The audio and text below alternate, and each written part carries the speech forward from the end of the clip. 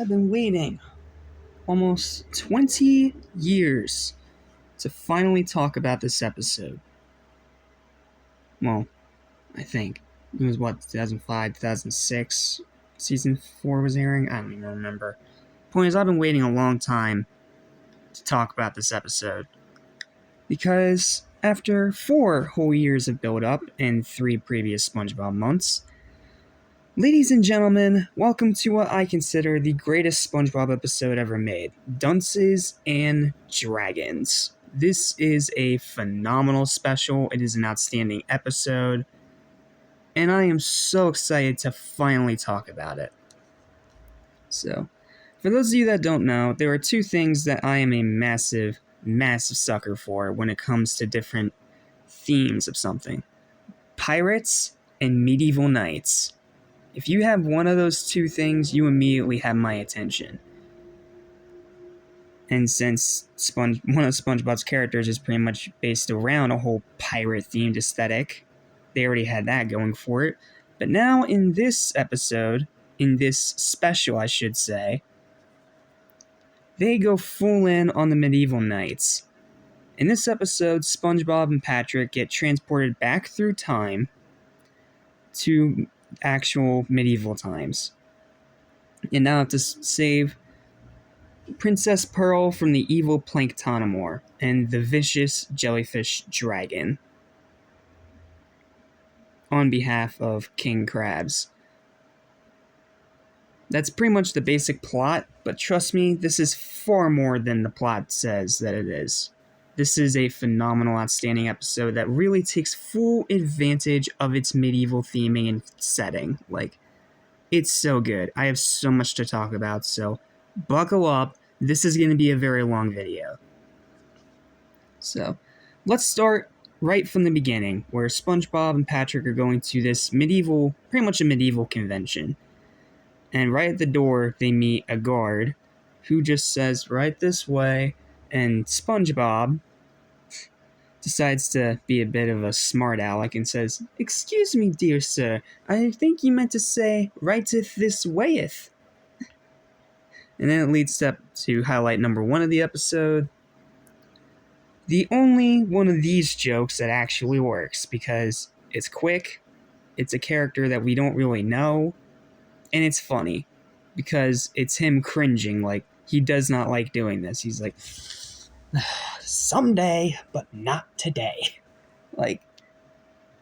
This is those kind of jokes that's actually funny, and it works. So, then at the competition, SpongeBob and Patrick inadvertently, even though it is a bit of their modern era stupidity, they end up being in the joust, and it doesn't go very well, as they both end up getting thrown through the wall and get sent directly to medieval times. Now, at first, they don't know that, and they think that this is all a huge, they think that this is just them going above and beyond for authenticity, which works in this case because it's likable oblivious SpongeBob, not aggravating oblivious SpongeBob. And yes, there is a very clear difference.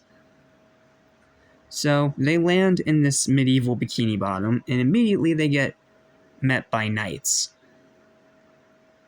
And SpongeBob's like, "Ooh, sharp, they really want that extra mile for authenticity." And then the lead knight is just like, "Silence, heathen!" Seriously, great little extra attention to detail by having all these medieval characters in this medieval Bikini Bottom all speak in medieval language. It's all so good. So they end up getting thrown in the dungeon, and in this highlight I have right here, real quick before that, right after the knight says the line, he chops SpongeBob's little helmet thing in half. And SpongeBob's like, "I get the point," where he realizes that this knight is not to be messed with. And also, it's a little bit of an in-joke, because it's actually a reference to way back in SpongeBob Season 2, where SpongeBob said a very similar line when he was fighting Doodlebob. "You've made your point." It's a very similar line, and I'm sure it was put in as a reference. Heck, even Phantom Strider calls it a reference, so I'm going to call it a reference. So they end up in the dungeon, and they meet the medieval version of Squidward, known as Squidly, who is the king's royal fool and still cannot play clarinet to save his life. Literally. Like, he literally ends up in the dungeon because he insults the king in one of his songs one too many times, and the king was just done with it. Like, back down to the dungeon with thee. So, yep, that's where he is. And this is a really good part because SpongeBob still doesn't know what's going on. So he's like, "Oh, hi, Squidward. Dost thou talketh to me?" And then SpongeBob imitates him for a minute. Like, it's just a super funny scene. And instead of just blandly explaining everything that's going on, something like Atlantis Square Pantis would probably do, instead, in this episode, Squiggly does it through song. And it's good songs as well. Like, they're short, they're meant to be silly and funny, and they work for the joke they're trying to go for. Like, they're really good songs. And not to mention, we get two back-to-back here. The first song explains why Squidly's there in the first place, because he angered the king one too many times. And then the second time is when there's a little rumble in the dungeon, and he immediately knows what it is. It's the dragon. Oh, well, there's also this highlight where he's hanging from the rafters. That's a funny little visual gag. This part right here. See the townsfolk scream with fear. See the townsfolk scream with fear. How'd it go again? Shoot, give me a second. The evil wizard's dragon is here. See the townsfolk scream with fear. Seeing the townsfolk try to run, I can tell this won't be fun. The dragon will torch everything, everything in the valley. Hospitals, schools, retirement homes, and even the old bowling alley. Like, they didn't have to throw a bowling alley gag in there, but it's hilarious. Like, the songs are literally parodies of what usually happens in a medieval story like this. Like, and it's not like an insulting parody. It's the kind of parody where you can understand that they have a love of this specific material, but they decide to have some fun with it. And this is one of those cases. Like the bowling alley gag, that one gets me every time. Like, every time I see it on screen, I can't help but laugh. Not to mention the song itself just sounds great, and it really fits that medieval vibe. Like, they really, really did their homework with this episode. So after that, they end up getting let out of the dungeon because the king wants to see them, and SpongeBob says, "We're not leaving without Squidly." And he makes up the excuse that Squidly has a new song he wants to show the king, and it somehow works, but it's SpongeBob, I'll let it pass. And we lead to the next highlight. It's Squidly's third song, and this time he decides to straight up insult the king yet again. Stupid move on his part, but it's funny. The king's too bad, the king's to blame, he hangs his kingly head in shame. And this is one of the only actual butt-related jokes that's funny, because it only lasts a few seconds. And then SpongeBob and Patrick join in, and then they really show their dedication to this medieval theming, because Mr. Krabs, King Krabs, having had enough of their foolery, sends them directly to the freaking guillotine. Yeah, you didn't think you'd see that in a kid's show, did ya? Like, and it's legit scary, too. They even have an Igor-looking guy being the one holding the kill switch. Like, that is that dark humor that SpongeBob is so good at, where it's dark, but it's also somewhat comedic in a way. Like, they are so good at this kind of dark humor, at least in the good seasons. In the bad seasons, they start getting a little too far with it, but we will get to those monstrosities when we get there. So, after that, Princess Pearl asks for Krabs to spare them, because of the prophecy that hangs right above his head that apparently he didn't even notice. He's just like, how long has that been up there? And it's done through like stained glass window panels. Like, that is a really nice attention to detail.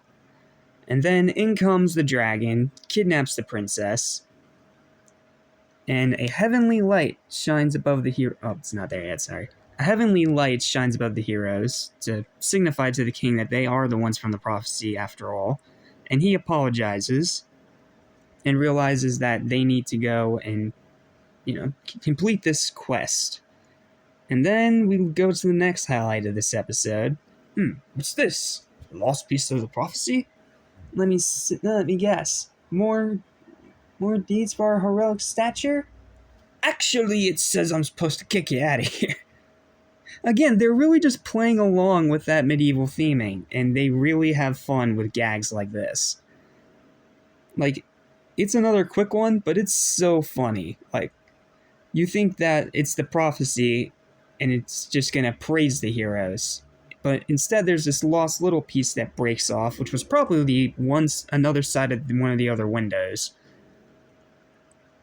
And it says, well, I gotta kick you out of here.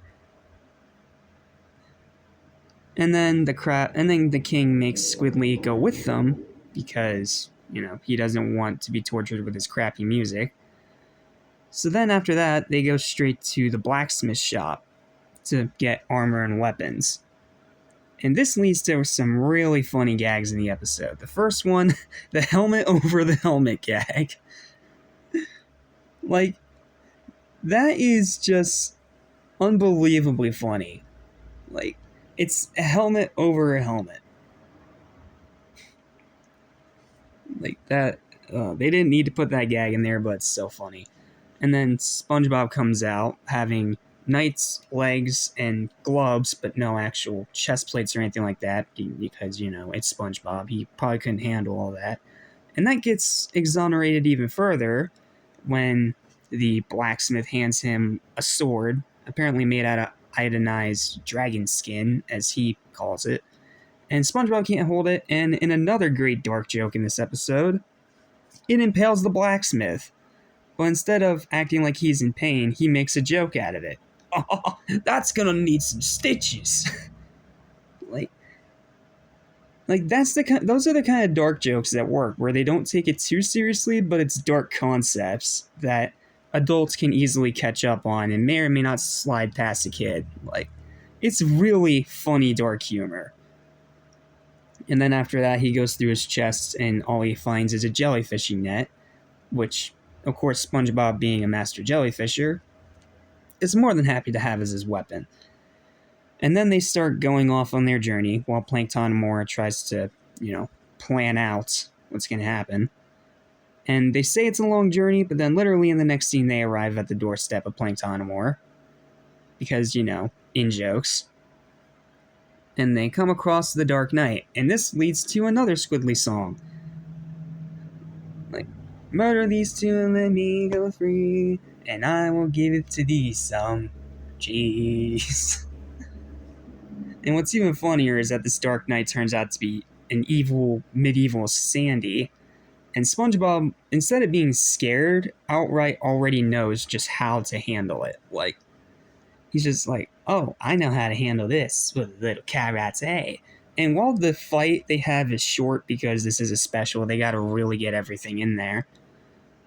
It's a really entertaining fight because the Dark Knight is, well, the easiest way I can try to do this is by quoting a line that Tommy Lee Jones would say behind the scenes to Jim Carrey on the scene of Batman Forever. I cannot sanction your buffoonery. Like, she literally can't sanction his buffoonery because she's like, this beeth the fighting style my eyes doth another scene. Like, it's funny. And then the fight continues onward. SpongeBob loses his knight's armor. And the fight continues. And it's just like really back and forth. It's almost like watching the fights from Karate Choppers again. Like, it's that kind of choreography and it's that kind of evenly matched, interesting fights. And then it leads into a great climax where she uses a rock to sand SpongeBob down, but it ends up working against her because he just rematerializes and karate chops her. And that's pretty much the final blow that pretty much gets the Dark Knight to give up. And in another really great dark joke in this episode, we get a beaten up Dark Knight, a beaten up Sandy. And they use, I believe it's saliva, something like that, for what would normally in other movies be blood. Heck, they even have a bit of her ear chipped off on this side. Like, they didn't have to go that far with detail. And not to mention, she's still speaking a medieval language, so it just makes it even better. And then SpongeBob, in one of the one and only times he actually looks menacing, raises his hand up, gets ready to strike her, and then as soon as she calls him a noble sponge, he's just like, I have no idea what you just said. And then they revive the Dark Knight. The Dark Knight becomes, well, an ally, turns to their side, and they come up with a pretty ingenious plan to get in Planktonomor's tower, where Dark Knight would help SpongeBob, Patrick, and Squiggly get in by pretending to be prisoners. And she gets really dark with this, where she gets up to the guards, and she's like, should I have their limbs tied to animals and pulled apart one by one, or have all their eyelashes ripped off into... Sorry, I'm getting ahead of myself. There's also a quick little gag where SpongeBob chops Squiggly in half. I almost forgot that, I'm sorry. But then, yeah, she just goes so over the top with this evil plan. Well, evil plan. That it's so funny. Like, you can tell Carolyn Lawrence just having a ball behind that vocal booth, saying all this dark, grisly stuff. Like, it's amazing. So, after they get past the guards, and one of the guards steals one of SpongeBob's eyelashes, she unties SpongeBob, and SpongeBob starts running up the stairs, and he's like, I'll go try to get a hard start on defeating Planktonomor while you untie Patrick and the Royal Doofus. That's Royal Fool. And then we get one of the most overused and yet somehow never stops being funny gags in all of cartoons. The long as heck stairway scene. Like, it's so overdone in these cartoons, but for some reason, every time it happens, it's funny. Whether it's this, whether it's Kung Fu Panda. Like, for some reason, whether it's in any cartoon or any animated film, the long as F freaking stairway gag just never stops being funny. Like, I don't know how they do it, but for some reason, it just never stops being funny. So they reach the top and meet Planktonomor, and Planktonomor offers them water. Well, offers SpongeBob water. Shaketh! And that pretty much convinces SpongeBob that he's truly the most evil in all of medieval Bikini Bottom. And he's just like, prepare to be vanquished! Bring it on then, knave! And what looks like it's going to be an amazing fight just has SpongeBob step on him. You know, just like Plankton is usually defeated in every SpongeBob cartoon when he tries to steal the Krabby Patty's secret formula. But in here, there is no secret formula to speak of, so it's just Planktonomor being evil, for the sake of being evil. And then Planktonomor reconfigures himself and starts zapping SpongeBob, and at first it tickles him. And while they're doing that, the rest of them untie Princess Pearl, who then crashes to the ceiling and then goes all the way down to the bottom, and in one of another hilarious, very subtle gags, she hits the very bottom of the tower, and the eyebrow on the tower goes up. Like, ow! Like, the tower's in literal pain, and not only that, it destroys all the rocks around the tower, too. Like, another really funny dark joke. But then the dragon comes into play and starts zapping everybody. And that's when we get another Squidly song. How'd it go again? Give me a sec.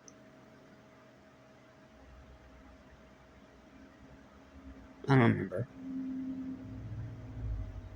Oh, I remember. Oh, great dragon, so handsome and smart, he let me go free, for he had a big heart. Everyone be at the critic. And what's funny is that line has been used by Squidward in a bunch of other normal SpongeBob episodes up to this point, so hearing a medieval version of it is just somehow even funnier. Like, it's just so funny. This episode is so funny. That's one of the reasons why it's one of my favorite, if not, well, it absolutely is my all-time favorite SpongeBob episode, because of the gags and the friggin' dark humor they were able to get away with. So they fight the dragon for a little bit, and the dragon pretty much takes them all down. And right when it looks like everything is about to, well, end, in comes this special's Deus Ex Machina, Krabby Patties. SpongeBob feeds one to the dragon, or more accurately, the dragon steals one from Patrick. And then Planktonomore is sitting there very confused.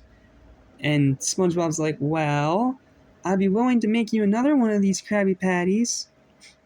And then with no hesitation, the dragon zaps Planktonomore.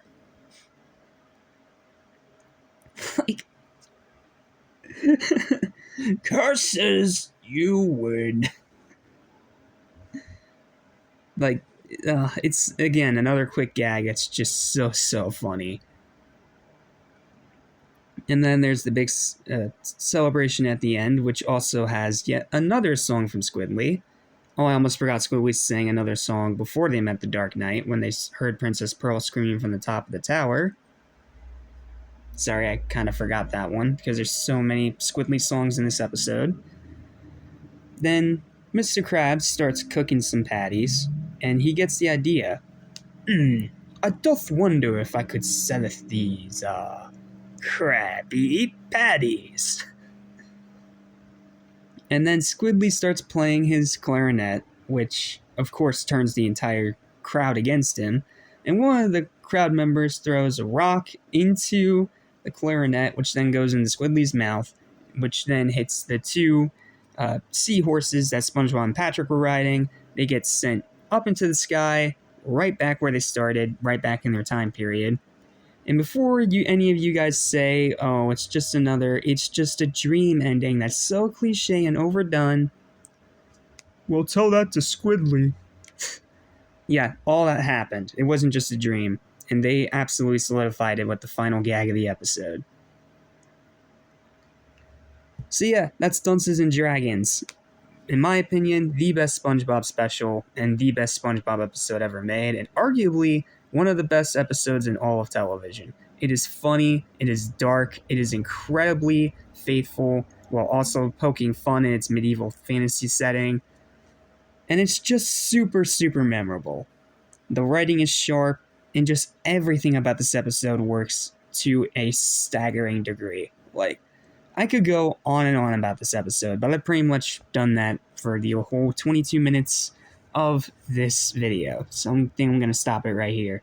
All you guys need to know is that this is my favorite SpongeBob episode of all time, and it will probably never be topped. It's funny, it's dark, it's goofy, it's action-packed, and it's just an absolute blast from start to finish. In fact, I'm going to go watch it again right now, because why not? Final verdict for this episode is an 11 out of... Well, not 11, sorry. A 21 out of 20. A phenomenal, fantastic, amazing cartoon episode. Plain and simple. Highly recommend watching it if you, for whatever reason, have not watched it yet. Easily, without a doubt, my favorite SpongeBob episode of all time. That's all I got. Thank you guys so much for watching. Remember to like, share, and subscribe, and I'll see you next time for the next installment in our Aquatic Neptune SpongeBob reactions. Until then, have a great day. Be spongy, and I'll see you next time, thy noble knights.